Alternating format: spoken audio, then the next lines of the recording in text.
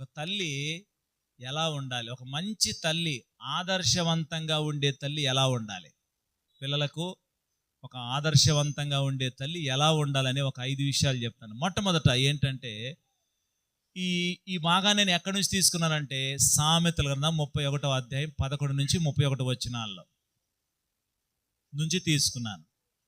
ఒక ఆదర్శవంతమైనటువంటి తల్లి ఎలా ఉండాలంటే, దేవుని యందలి భయభక్తులు కలిగినటువంటి వ్యక్తిగా ఉండాలి ఒక తల్లి.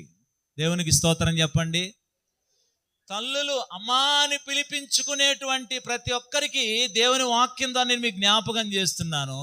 మీరు ఒక ఆదర్శవంతమైనటువంటి తల్లిగా ఉండాలంటే దేవుని యందలి భయభక్తులు కలిగినటువంటి తల్లులుగా మీరు ఉండాలి.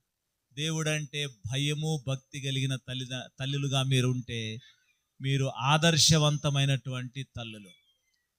ఏమండి, మారు మనసు పొంది రక్షణ పొంది బాప్టిజం పొంది దేవుని మందిరానికి క్రమంగా వెళుతూ బిడలైనటువంటి వారిని మందిరానికి నడిపిస్తూ ఇంటి పనులన్నీ చక్కగా చేసుకుంటూ కదా, ఒక ఆదర్శవంతమైనటువంటి దేవుడంటే భయము భక్తి కలిగి ప్రార్థన చేసుకోండి, నిద్రలేవగానే వాక్యం చదువుకోండి,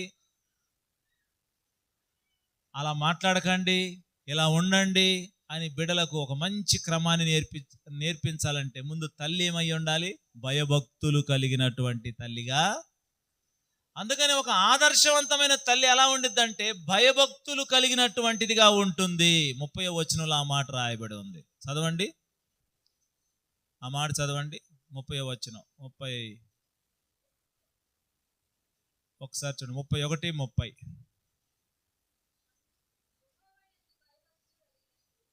యెహోవా యందు భయభక్తులు కలిగినటువంటి స్త్రీ, చెప్పండి ఏం చేయబడిద్దంట? అందరు బిగ్గరగా చెప్పండి, ఏం చేయబడిద్దంట? కొనియాడబడును. భయభక్తులు కలిగినటువంటి స్త్రీలు ఏం చేయబడతారంట? తల్లులు కొనియాడబడతారు. రెండవది ఏంటంటే 17 కష్టపడేటువంటి తల్లి. ఏమండి, 31వ అధ్యాయం 17 వచనం, అలాగే 27వ వచనం. తల్లి గురించి ఏ రాయబడి చదవండి, చెప్పండి చెప్పండి. ఆమె ఎప్పుడు లేచిద్దంట? చీకటితోనే లేచి టిఫిన్ తీసుకురాపో, సాంబార్ తీసుకురాపో, పెరుగు తీసుకురాపో అందో. చీకటితో లేచి ఏం చేస్తుందంట? ఇంటి వారి కొరకు, ఈ పూట వండలేను కానీ బిర్యానీ పూటలో ఒకటి తీసుకురాపో. చీకటితోనే ఇంటి వారి కొరకు ఏం చేస్తుందంట? చాలా మంది తల్లులు ఈ రోజున కష్టపడలేనటువంటి తల్లులను మనం చూస్తున్నాం. కష్టపడలేనటువంటి తల్లులు. ఒక తల్లి ఆదర్శవంతమైన తల్లిగా ఉండాలంటే కష్టపడేటువంటిదిగా ఉండాలి. 27వ వచనం కూడా ఒకసారి చూడమ్మా, 27. బాగుగా కనిపెట్టును. చెప్పండి చెప్పండి, ఏం చేయకుండా? చెప్పండి, ఏం చేయకుండా? పని కష్టపడిద్దంట, పని చేసిద్దంట. ఈ రోజున పని చేయకుండా అన్ని సౌకర్యాలు వచ్చేసినాయి మనకి, అవునా కాదా? పని చేయకుండా అన్ని సౌకర్యాలు కూడా వచ్చేసినాయి. కష్టపడి పని చేయడం అనేటువంటిది మనిషికి ఆరోగ్యము.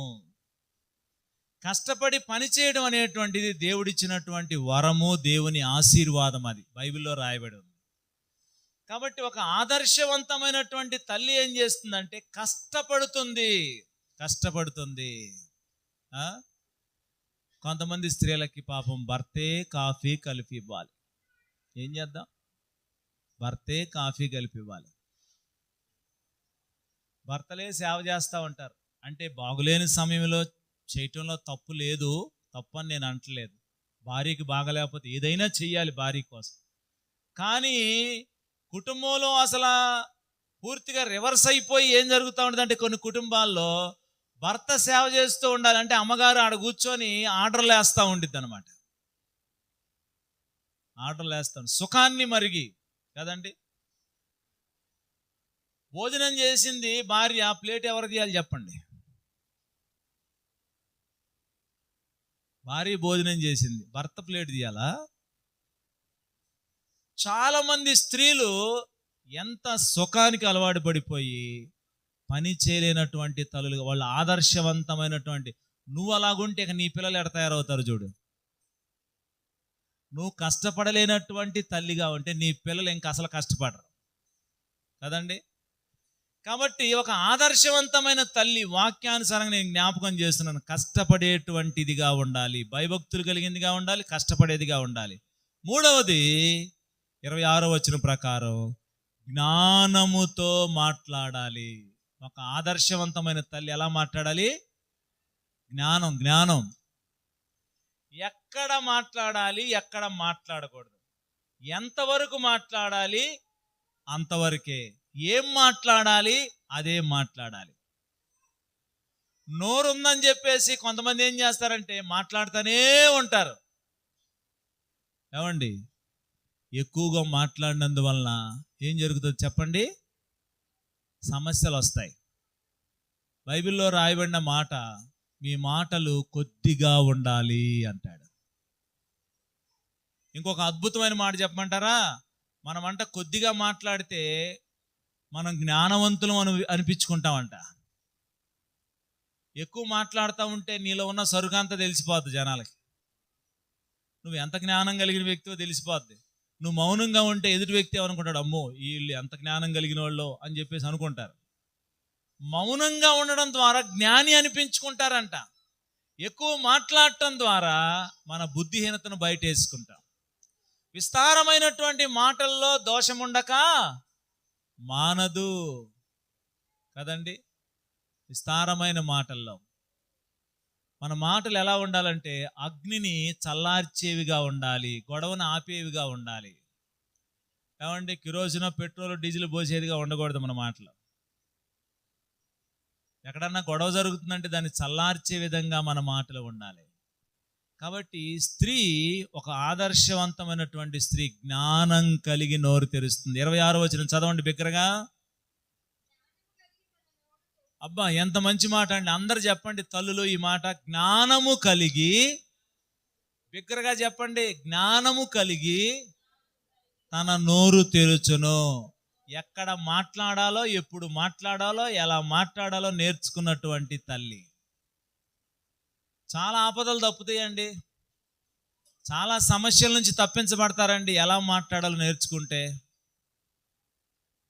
చాలా సమస్యల నుంచి తప్పించబడతారు. కాబట్టి భయభక్తులు కలిగినటువంటి తల్లిగా ఉండాలి, కష్టపడి పనిచేసేటువంటి తల్లిగా ఉండాలి, జ్ఞానము కలిగిన నోరు తెరిచేటువంటి మాట్లాడేటువంటి తల్లిగా ఉండాలి. 4వది దయగలిగినటువంటి తల్లిగా ఉండాలి. 20వ వచనం చదువమ్మా. 20వ వచనం చెప్పండి. ఇవేం చేసిద్దంట? దీనులకు తన చెయ్యి చాపును. నీకు సమృద్ధి ఉంటే నువ్వు ఒక్క వ్యక్తివే సమృద్ధిగా ఉంటున్నావు, కానీ నీ వల్ల ఎవరికి ఉపయోగం ఉంది? నీ సమృద్ధి లేనటువంటి వారికి ఉపయోగపడితే దేవునికి మహిమ, దేవునికి మహిమ. కాబట్టి ప్రియులారా, నేను ముగిస్తున్నాను. నా వైపు చూసి మాటలు వినండి. ఒక ఆదర్శవంతమైనటువంటి తల్లి దీనులకు తన చెయ్యిని చాపుతుంది, అంటే ఇతరులకు సహాయం చేయగలుగుతుంది. తనకున్న దాంట్లో లేనటువంటి వారు తనకు కనబడినప్పుడు సంఘంలో కానీ చుట్టుపక్కల కానీ వారికి సహాయం చేయగలుగుతుంది. ఇది ఒక ఆదర్శవంతమైనటువంటి తల్లి చేసేటువంటి పని. చివరి మాట చెప్పి నేను ముగింపులోకి వెళ్తాను. అదేంటంటే, పిల్లలు భర్త ఆమెను కొనియాడతారు. పిల్లలు భర్త ఒక ఆదర్శవంతమైనటువంటి తల్లిని ఏం చేస్తారు చెప్పండి? కొనియాడతారంట. నోటి మాటలేదేంది, కంటి చూపన్నా ఉందా? అందరు నా వైపు చూడండి. ఒక ఆదర్శవంతమైనటువంటి తల్లిని, భార్యను భర్త, పిల్లలు ఏం చేస్తారంట? మా అమ్మ అని కొనియాడతారు. దేవునికి స్తోత్రం, హల్లెలూయా. మీ పిల్లలు మిమ్మల్ని కొనియాడుతున్నారా? ఈమె కడుపున ఎందుకు పుట్టాను అనుకుంటున్నారా? ఏమో కడుపును ఎందుకు పుట్టాను, ఏమో కడుపును పుట్టకుండా ఉంటే బాగుండేది. తల్లిగా నీ పేరు చెప్పుకోవడానికి పిల్లలు భయపడుతున్నారా? లేకపోతే సిగ్గుపడుతున్నారా?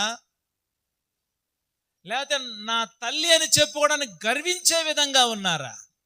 గొప్పగా ఫీల్ అవుతున్నారా నా తల్లి అని చెప్పుకోవడానికి? ప్రియులారా, ఆమె పిల్లలు ఏమంటారంటే, చాలామంది తల్లులు ఉన్నారు కానీ భూమి మీద నా తల్లి లాంటి తల్లి లేదని ఆమెను పొగుడుతున్నారంట. నీ పిల్లలు నిన్ను పొగిడే విధంగా నీ జీవిత విధానం ఉంటే ఎంత బాగుండు. నీ పిల్లలు నా తల్లి అని పొగుడుతున్నారంట. పిల్లల చేత పొగిడించుకునే అంటే గొప్పగా పొగడబడేటువంటి తల్లి. భర్త చేత చాలామంది ప్రతివ్రత ధర్మాన్ని అనుసరించారు కానీ నా భార్య లాంటి వాళ్ళు ఇంకొకళ్ళు లేరు కదండి.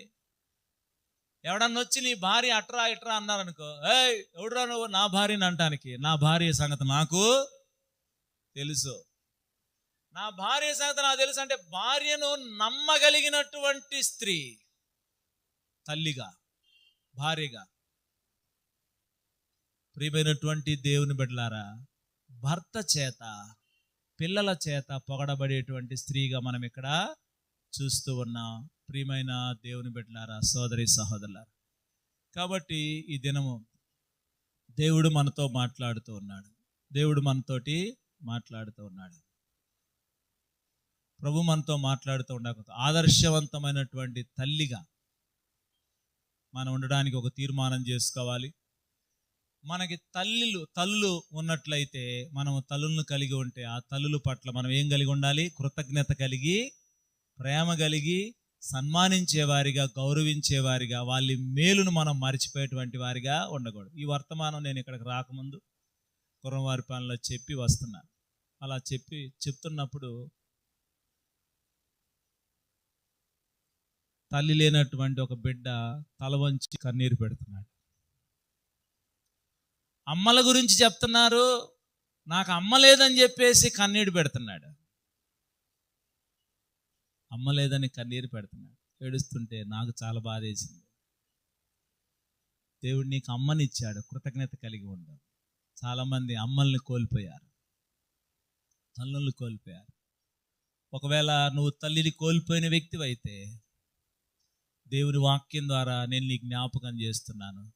తల్లి అయినా తన బిడ్డలను మరుచునేమో కానీ ఆయన నిన్ను మరిచిపోయేటువంటి వాడు.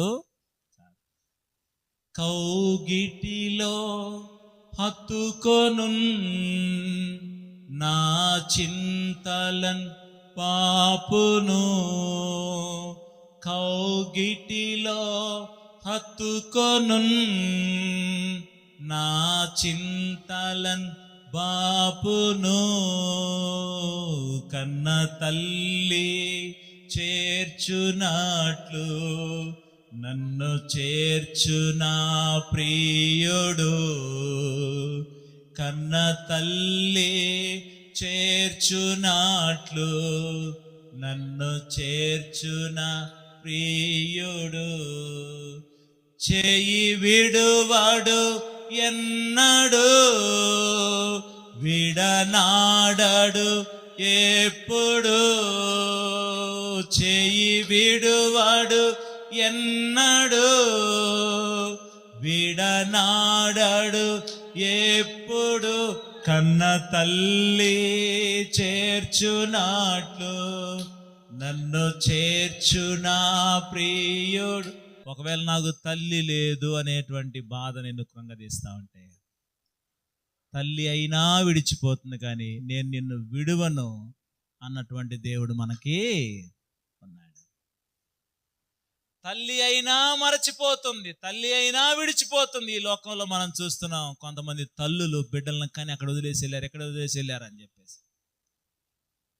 వారి యొక్క అక్రమ సంబంధానికి అడ్డుగా వచ్చారని బిడ్డలను చంపేటువంటి తల్లులను చూస్తున్నాం. తల్లుల్లో ప్రేమ అయినా పోవచ్చేమో కానీ తల్లి ప్రేమ కంటే మించిన ప్రేమ ప్రభు అయినటువంటి యేసుక్రీస్తు ప్రేమ.